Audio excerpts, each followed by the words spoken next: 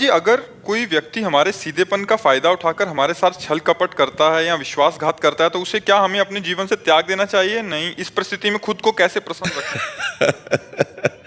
देखो, भगवान के परम भागवत अवतारी पुरुष धर्मराज युधिष्ठिर, भीम, अर्जुन, नकुल, सहदेव अपने बाहुबल से इंद्रप्रस्थ की स्थापना की और पूरे विश्व को परास्त करके सम्राट बने, और शकुनी ने पासे में सब गायब कर दिया। क्या भगवान उस समय सुदर्शन चक्र का अगर प्रयोग कर देते शकुनी के ऊपर तो सारा खेल समाप्त हो जाता, कौरव भी बच जाते और पांडवों को भी दुख ना भोगना पड़ता, पर ऐसा कुछ नहीं किया। शकुनी ने 12 वर्ष का वनवास और 1 वर्ष का अज्ञातवास पांडवों को निश्चित किया, और ऐसे महावीरों को, ऐसे अवतारी पुरुषों को भारी कष्ट भोगना पड़ा छल के कारण। तो हमें लगता है कि कहीं ना कहीं भगवत विधान होता है। जो आदमी छल कर रहा है हमारे साथ, शायद है कि हमने पूर्व जन्म में उसका कुछ लिया होगा। आज हमें लग रहा है कि वो छल विधान से हमारा ले रहा है, पूर्व जन्म में हमने कोई छल किया होगा तो उसी का उत्तर मिल रहा है। मुझे ऐसा मान करके शांत, अगर त्यागने की जरूरत है तो त्याग दीजिए, नहीं कुछ ऐसे संबंध जहाँ त्याग भी नहीं सकते, भले अपना घर का कोई सदस्य है, अपने परिवार का अपना प्रिय सदस्य है, कैसे त्यागोगे? अपना पुत्र है, अपना पति है, अपना मित्र है, अपना, तो सहन करना चाहिए। मतलब दूसरा उपाय नहीं है, एकमात्र सहन करना उपाय है। कबीरा खुद को ठगाइए, दूसरों को ना ठगे। अगर हमको कोई ठग रहा है तो वो देख रहा है, छोड़ दो उसके ऊपर, जाओ भैया जाओ। जब वो मालिक हमारी तरफ देखेगा तो निहाल कर देगा, और जब उसकी तरफ देखेगा तो बेहाल कर देगा। दुखिया को न सताइए, दुखिया देगा रोए, और जब दुखिया के मुखिया सुने तब तेरी गति का होए। ऊपर से लेकर के ये आज तक इतिहास साक्षी है। ये छल, ये कपट, ये व्यवस्था पहले से चली आ रही है बड़े बड़ों के साथ। वही तो कह रहा हूं, धर्मराज है भाई। हम लोग तो धर्म से चलेंगे, वो तो धर्मराज है, और छल से मारा कि 12 वर्ष का वनवास, 1 वर्ष का अज्ञातवास। ऐसे महापुरुषों को भी छल, चाहते तो 1 मिनट में शकुनी को निपटा सकते थे भीम। 1 मिनट में केवल गला पकड़ के दबा दे तो जान से मर जाता लेकिन सबकी जड़ शकुनी था, और उसका कहीं बाल बांका भी नहीं किया, और बहुत कष्ट भोगा, बहुत कष्ट भोगा इन महापुरुषों ने। मंथरा ने तो कैकेयी के कान भरे। कैकेयी जी ने हठ ठान लिया, सुबह होने वाला था राज्याभिषेक और शाम के हो गया वनवास तो भाई देखो, हम लोग तो उनके अंश हैं, वो तो स्वयं परमात्मा हैं, बड़े बड़े महापुरुष हैं। कुछ बातें ऐसी होती जो केवल सहनी पड़ती है। कोशिश करो, अगर राजकीय कार्रवाई से तुम बच सकता है तो बच सकता है, नहीं तो शांत सह जाओ, वो देगा, मालिक कहीं से दे देगा। वो बहुत विधान करने वाला है। लड़ाई, हमें तो लगता है लड़ाई झगड़ा छल कपट इसमें सब ठीक नहीं है, शांति से सह जाए तो अच्छा है। देखो कितना सहने की कोशिश की पांडवों ने। पहले कहा था कि जब अगर 12 वर्ष का वनवास, 1 वर्ष का अज्ञातवास आप पूरा कर लेंगे तो पूरा चक्रवर्ती राज्य आपको मिल जाएगा। जब पूरा कर लिया तो उनका राज्य नहीं देंगे, बोले आधा दे दो, बोले आधा भी नहीं देंगे, बोले 5 गांव दे अब आप देखो ईमानदारी की हद और बेईमानी की हद। पांडवों ने कहा 5 गांव दे दो, तो भगवान से क्या कह रहा है दुर्योधन? सूजी अग्रे न केसवा, सुई की नोक भर नहीं देंगे, तो विनाश कर दिया। फिर 100 के 100 मरे, 99 नहीं, 100 के 100 मरे। तो इसलिए अपने को चाहिए कि दबता चला जाए, कोशिश करे कि लड़ाई झगड़ा ना हो, सह जाए। और जब ऊपर जो बैठा हुआ सबके देख रहा है, वो जब देख लेगा ना, तो वो जब न्याय करेगा तो विध्वंस हो जाएगा सामने वाला। इसलिए हम तो यही सिखाएंगे कि झगड़ा ना करो, हम यही सिखाएंगे कि हिंसा ना करो, शांत भाव से सह जाओ। अगर कहीं ऐसा लगता है तो राजकीय विभाग का सहयोग ले लो, लेकिन लड़ाई झगड़ा ना करो। बहुत शांति थोड़ा जीवन है। आजकल लोग जरा जरा सी बात में हिंसा कर देते हैं, ये नहीं जानते कितना कीमती मनुष्य शरीर, और इसको हम नष्ट कर देंगे और हमें कितना बड़ा अपराध लगेगा। ये सबसे बड़ी भगवान की सृष्टि में ये मनुष्य योनि है, सबसे बड़ी योनि है और बड़ी महिमाशाली है। इसके द्वारा बड़े बड़े पवित्र कार्य किए जा सकते हैं, पर लोग जरा जरा सी लड़ाई में एक दूसरे की हिंसा कर देते हैं, या जरा सा ऐसा समस्याएं आई तो पूरा परिवार जहर खा लेते हैं। ये सब नहीं करना चाहिए। सहना सीखो, नाम जप करो और भगवान के आश्रित रहो।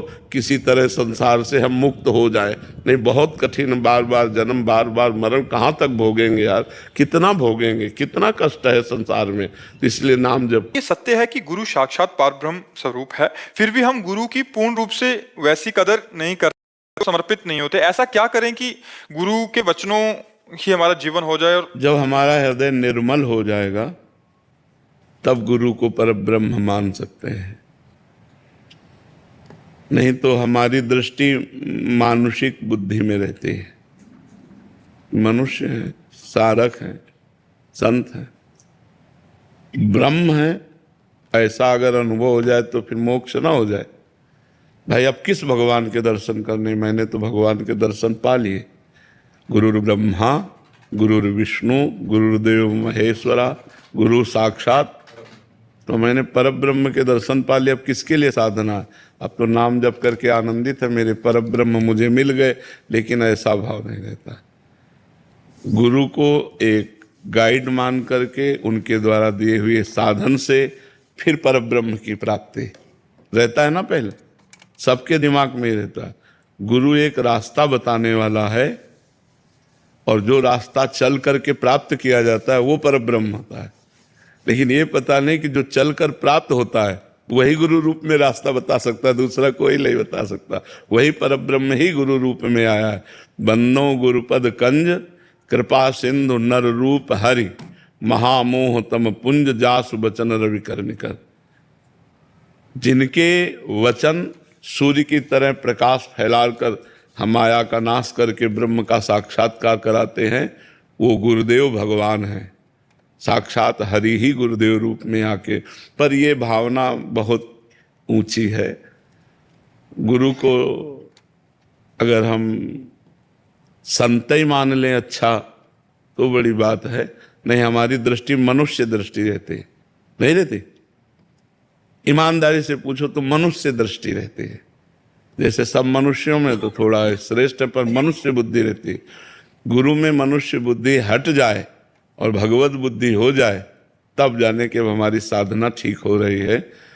तो इसके लिए खूब नाम जप करे, शास्त्रों का स्वाध्याय करे, पवित्र आचरण करे। तो जब हृदय पवित्र होगा तो गुरु साक्षात परब्रह्म ये अनुभव आएगा। नहीं तो ऐसे मनुष्य ही दिखाई देंगे, परब्रह्म का अनुभव होना मुश्किल है। राजेश जी, वेस्ट बंगाल। राधे राधे महाराज जी। पूजा पाठ नाम जप करने के बाद भी अगर मन में शांति ना मिले और हमें लगे कि परिस्थितियां अनुकूल नहीं हो रही, तो महाराज जी हमें क्या? पाप, स्पष्ट शब्द समझो। पूर्व का किया हुआ पाप आज जप करोगे, पूजा पाठ करोगे तो भी शांति नहीं मिलेगी जब तक वो नष्ट नहीं हो जाएगा। पूर्व का पाप नष्ट होते ही हृदय शीतल हो जाएगा, और जब तक वो नष्ट नहीं होगा तब तक वो ताप देता रहेगा, जलाता रहेगा। ये पाप है पूर्व के। इसलिए भजन करते रहो, शांति मिलेगी। आज नहीं तो कल मिलेगी। वो पाप नष्ट होंगे। भजन छोड़ दोगे तब तो बहुत काल तक चलना पड़ेगा।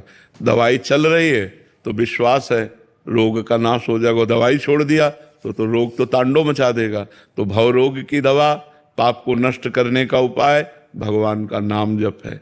नाम जप चल रहा है, हृदय जल रहा है, अशांति है, पर परिणाम में शांति मिलेगी, मंगल होगा। अगर नाम जप ही छूट गया तो फिर दवा छूट जाने पर रोग तो प्रबल हो ही जाएगा। तो इसलिए ये पाप का फल है, वो हमारे हृदय को जलाएंगे, उसी जलन से पाप नष्ट होंगे। इसलिए खूब नाम जप करते रहना चाहिए और अवश्य भोगना पड़ता है, चाहे संत हो चाहे गृहस्थ हो। अगर पाप बन गया है तो बेइज्जती, अपमान, तिरस्कार, रोग, ये सब मिलता है। वो जलन होगी, वो नाना प्रकार की प्रतिकूलताएं आएंगी, उसी से तो हमारा पाप नष्ट होगा। दुख में पाप नष्ट होता है ना। जब हम अशांत होते हैं, दुखी होते हैं, तो पाप का दंड जो हमें भोगने को मिल रहा है वो हो जाता है। इसलिए नाम जप करो, खूब नाम जप करो, जरूर शांति मिलेगी। महाराज जी, एक एकांतिक वार्तालाप में आपने मन को भगवान कहा था और एक एकांतिक वार्तालाप में उसको आपने दुश्मन मानने को बोला। तो महाराज जी, इस बात में महाराज जी अंदर का जो स्वरूप है वही मन है, जिसको हम जैसा बनाना चाहें वैसा बन जाता है, यानी कि मन, आत्मा, सूक्ष्म शरीर ये सब एक ही हैं? वैसे तो एक के सिवा दूसरा कुछ है ही नहीं, पर जब विस्तार हो जाता है तो उसी को अलग अलग वर्णन करते हैं। कंस में भी वही भगवान है, एक परम महाभागवत देवर्षि नारद जी में भी वही भगवान है। तो देवर्षि नारद जी जाते हैं तो भगवान उनकी पूजा करते हैं और कंस का मर्दन करते हैं। इसे लीला कहते हैं भगवान की। गीता में भगवान ने मन को कहा, इंद्रियाणाम मनस्यास्मि, इंद्रियों में मैं मन हूँ। और यही मन जब गलत मार्ग में चला जाता है तो बोले बड़ा दुष्ट है ये, इसका मन बड़ा दुष्ट है, देखो कैसे कैसे आचरण कराता है। तो सही पूछो तो जो सत्ता है वो अच्छे में भी है और बुरे में भी है। लेकिन जब अच्छाई की तरफ हम बढ़ते हैं तो हमें सुख और शांति मिलती है, और जब बुराई की तरफ बढ़ते हैं तो दुख और अशांति मिलती है।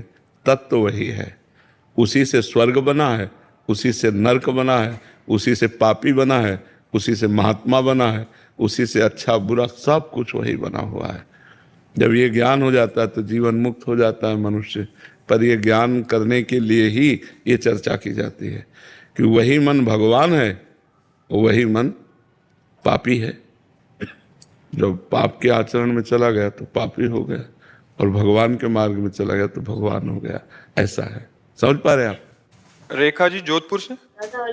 श्री हरिवंश महाराज जी, महाराज जी भजन और चिंतन में क्या अंतर है? वैसे भजन का तात्पर्य सेवा होता है, भजन का तात्पर्य माला चलाना नहीं होता, उसे जप कहते हैं। जो माला चलाना है या काउंटर से, उसे जप कहते हैं। जो बैठ करके ऐसे उसे चिंतन कहते हैं। जैसे नाम का चिंतन, राधा राधा राधा, रूप का चिंतन, धाम का चिंतन, लीला का चिंतन, भगवान के गुणों का चिंतन, वो चिंतन अंदर की वस्तु है। और जो भजन है वो सेवा है। वो दो प्रकार की होती है, प्रगट सेवा और मानसिक सेवा। प्रगट सेवा में ठाकुर जी विराजमान करके उनकी सेवा परिचर्या, और मानसिक सेवा में मन में ठाकुर जी विराजमान करके मानसिक वस्तुओं से सेवा। तो भज धातु सेवायाम, भजन का मतलब सेवा होता है। माला चलाने का जप कहते हैं, जो ऐसे है उसे सुमिरन और चिंतन कहते हैं। तो इसीलिए हनुमान जी महाराज दो बातें कही, कहा हनुमंत विपत्ति प्रभु सोई, जब तो सुमिरन भजन न होए। सुमिरन और भजन दो कहा ना, तो सुमिरन अलग हुआ और भजन अलग हुआ। भज धातु सेवायाम, भजन का मतलब सेवा, सेवा और सुमिरन ही जीवन की सार्थकता है। ठाकुर सेवा करें, समाज सेवा करें, परिवार सेवा करें, देश सेवा करें, जो हमसे बन जाए भगवत सेवा करें और भगवान का चिंतन करें, सुमिरन करें, नाम गुण रूप लीला धाम। गुरुजी, मेरा प्रश्न है कि क्या संसार में जहां भी हमें सुख या दुख दिखाई देता है, क्या ये केवल हमारे मन की उपस्थित संस्कारों के कारण ही दिखाई दे रहा है? क्या वास्तव में संसार में या कोई अस्तित्व नहीं है, संसार का अस्तित्व ही नहीं है? हाँ, नहीं, संसार का अस्तित्व ही नहीं है। जैसे स्वप्न का कोई अस्तित्व होता है क्या? पर ये कब पता चला? जगने पर। सोने वाले पुरुष को थोड़ी समझ में आएगा कि मैं स्वप्न देख रहा हूं। उसको तो यथावत सत्य लगेगा। जो जगा हुआ पुरुष है उसे लगेगा स्वप्न झूठा है। तो देखो भगवान शंकर कह रहे हैं, उमा कहूं मैं अनुभव अपना, सत हरि भजन जगत सब सपना कहा कि लेगा। तो अभी हम स्वप्न देख रहे हैं। जब जगे हुए पुरुष होंगे तो सर्वम खलमिदम ब्रह्म, सब जगह परमात्मा का दर्शन होगा। अभी हमें स्त्री पुरुष जड़ चैतन्य पापी पुण्यात्मा का दर्शन होता है, तो अभी हम स्वप्न देख रहे हैं। हमें ज्ञान में जगना होगा। अभी हम सो रहे हैं, अपने को स्त्री पुरुष मान रहे हैं, जबकि हम परमात्मा स्वरूप हैं, परमात्मा के अंश स्वरूप हैं। तो हमें भजन करना चाहिए, अच्छे आचरण करने चाहिए, नशा गंदा आहार इसका त्याग करना चाहिए, तो हम जग जाएंगे। अभी हम अज्ञान की नींद में सो रहे हैं, और ये संसार रूपी स्वप्न देख रहे हैं, ये तब हमें समझ में आएगा।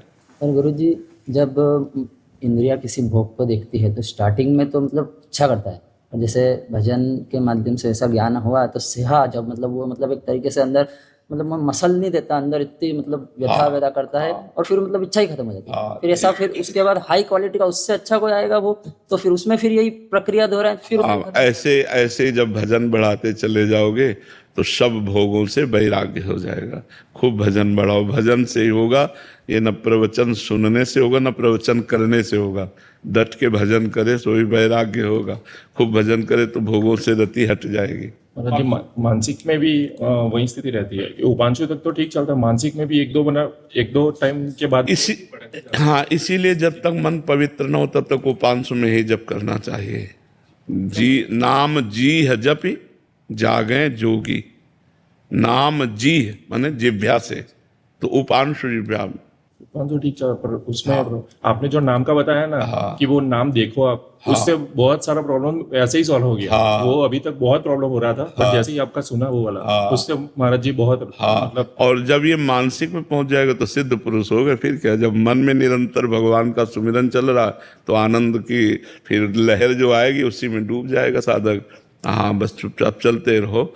बस चलने में फिसलना बहुत है इसमें, इस मार्ग में चलने में फिसलना बहुत है।